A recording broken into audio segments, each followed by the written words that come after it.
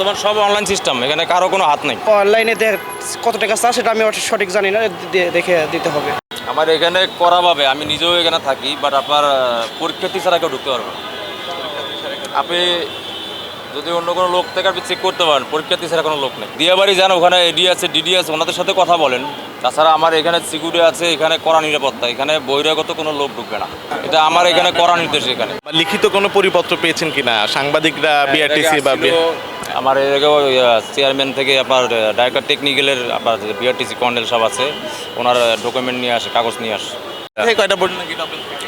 আমার এখানে 5টা পর্যন্ত। আপনার বিআরটি এর পরীক্ষাটা আপনার মনে করেন যে 11টা, 11:30 পর্যন্ত মনে করেন লোক ঢুকতে পারবে। এরপরে আর লেট করলে এটা আপনার আবার নতুন করে ডেট নিয়ে পরীক্ষা দেওয়া লাগবে। আপনি কি জন্য এসেছেন? আমি পরীক্ষা দিতে আসছি কিসের? ড্রাইভিং। ড্রাইভারে কতদিন ধরে চালান? ড্রাইভিং আমি হেল্পারি করছি, হেল্পারি করার পরে এখন আমি পরীক্ষা দিতে আসছি। কি ধরনের গাড়ি? পিক আপে 4 চাকা পিক আপ। 4 চাকার পিকআপ। কতদিন ধরে চালান? আমিও প্রায় 4 বছর ধরে গাইতে থাকি। পরীক্ষা দিয়েছেন? না, আমি যাবো এখন। যাবেন? জি। আচ্ছা, পরীক্ষার প্রসিডিউরটা কি, কেমন ফি কত টাকা নিল, কি অবস্থা? এটা আমি আপনার অনলাইনে জমা দিচ্ছি, ব্যাংকের টাকা জমা দিচ্ছি। এখন আমি পরীক্ষা দেবো, যদি আমি পাস হই এটা পরবর্তী মানে যা টাকা দিতে হবে আমার ওটা মানে অনলাইনে কত টাকা চার্জ সেটা আমি সঠিক জানি না, দেখে দিতে হবে। আপনার কি নাম রে ভাই? আমার নাম মামুন।